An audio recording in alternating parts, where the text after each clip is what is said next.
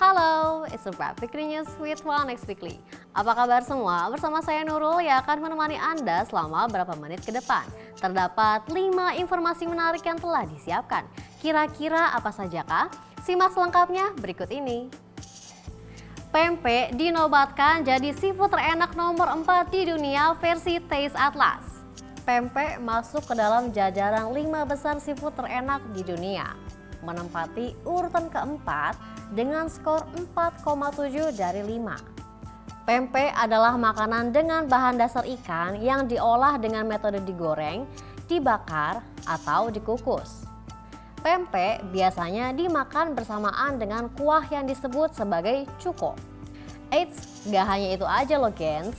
Ternyata pempek juga masuk ke dalam jajaran gorengan dan cemilan paling enak di dunia versi Taste Atlas. Dalam kategori gorengan, pempek menempati urutan ketiga, sedangkan dalam kategori cemilan menempati urutan ketujuh. Once you take a bite of Indonesian food, there is no way back, right? Menteri Kesehatan izinkan masyarakat untuk lepas masker di transportasi umum. Menteri Kesehatan Budi Gunadi Sadikin mengizinkan masyarakat untuk lepas masker di transportasi umum. Namun, ia mengimbau pemakaian masker bagi seseorang yang sedang sakit. Budi Gunadi Sadikin mengatakan kalau pemerintah sedang berproses melakukan transisi dari pandemi ke endemi virus COVID-19. Proses transisi ini juga termasuk perilaku masyarakat terhadap kesadaran akan kesehatan dirinya masing-masing. Penggunaan masker dibebaskan pun sejalan dengan pernyataan Presiden Joko Widodo pada beberapa waktu lalu. Pemerintah memutuskan untuk melonggarkan kebijakan pemakaian masker. Joko Widodo mengatakan penggunaan masker di luar ruangan sudah tidak wajib, namun apabila menggunakan masker di dalam ruangan juga diperbolehkan. Mengenai hal ini, Ikatan Dokter Indonesia mempersilahkan masyarakat yang enggan menggunakan masker di angkutan umum. Namun, hal ini hanya berlaku untuk masyarakat yang sehat, sudah divaksin, dan sudah booster.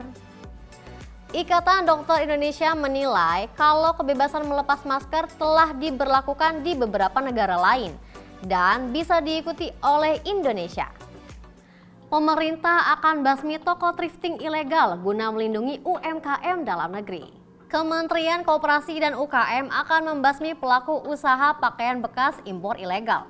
Menteri Koperasi UKM Teten Matsuki menyebut kalau praktik penjualan barang impor ilegal harus dihentikan untuk memelihara UMKM dalam negeri, terutama produk tekstil dan non-tekstil. Ia pun menyebut 80% pelaku industri tekstil adalah UMKM lokal, sehingga hal ini tentunya berdampak besar ke sana. Presiden Republik Indonesia Joko Widodo mengecam keras impor pakaian bekas. Menurutnya, impor pakaian bekas sangat mengganggu industri dalam negeri. Bareskrim Polri bersama Kementerian Perdagangan telah berkoordinasi untuk menindak pelaku impor pakaian bekas. Mengenai hal ini, larangan impor pakaian bekas sudah diatur dalam Peraturan Menteri Perdagangan Nomor 40 Tahun 2022 tentang perubahan atas Peraturan Menteri Perdagangan Nomor 18 Tahun 2021 tentang barang dilarang ekspor dan barang dilarang impor. Pasal 2 ayat 3 menyebutkan barang yang dilarang impor salah satunya adalah pakaian bekas. Selain merugikan UMKM lokal, pakaian impor bekas juga termasuk barang selundupan yang tidak membayar bea dan cukai sehingga menimbulkan kerugian negara. Terdakwa tragedi Kanjuruhan divonis bebas oleh hakim. Salah satu terdakwa, ex-Kasat Samapta Polres Malang AKP Bambang Sidik Achmadi telah divonis bebas oleh Majelis Hakim Pengadilan Negeri Surabaya. Bambang Sidik Achmadi merupakan orang yang memerintahkan penembakan gas air mata ke arah tribun di Stadion Kanjuruhan. Ketua Majelis Hakim Abu Achmad Sidki mengatakan, keputusan ini berdasarkan pertimbangan bahwa penembakan gas air mata yang ditembakkan para personel Samapta Polres Malang hanya mengarah ke tengah lapangan. Asap dari gas air mata mengarah ke pinggir lapangan dan tertiup angin menuju ke atas stadion. Jadi asap tersebut tidak pernah sampai ke tribun selatan. Dakwaan kumulatif jaksa yakni pasal 359 KUHP, pasal 360 ayat 1 dan pasal 360 ayat 2 tidak terbukti. Menurut pertimbangan hakim, terdapat unsur kealpaan dalam dakwaan yang bersangkutan. Terdakwa tidak terbukti secara sah dan meyakinkan melakukan tindak pidana sehingga dibebaskan dari seluruh dakwaan. Sebelumnya, Bambang Sidik Achmadi didakwa memerintahkan penembakan gas air mata menggunakan flashball warna hitam tipe Verne Keren Saint Etienne ke arah tribun selatan pada tragedi Kanjuruhan 1 Oktober 2022. Marco Simic menang gugatan di FIFA, Persija wajib bayar 7 miliar. Marco Simic baru saja memenangkan gugatan di FIFA terkait sengketa penunggakan gaji dengan Persija Jakarta. Dengan kemenangan ini, Persija wajib membayar uang kompensasi periode Mei 2020 sampai April 2022 sebesar 7 miliar. Nominal ini meliputi gaji, bonus, hingga bunga sebesar 5%. Persija hanya memiliki tenggat waktu 45 hari untuk membayar uang kompensasi itu kepada Marco Simic.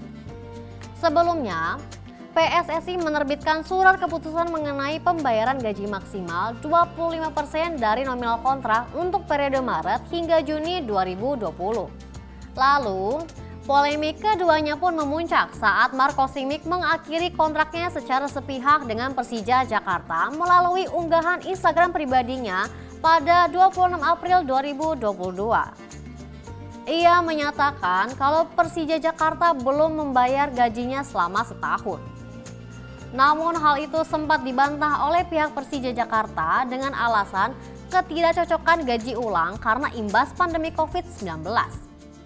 Karena tidak terima dengan penjelasan Persija, maka Marco Simic pun memperjuangkan haknya ke FIFA. Sekian informasi kali ini, saksikan terus Weekly News with One X Weekly.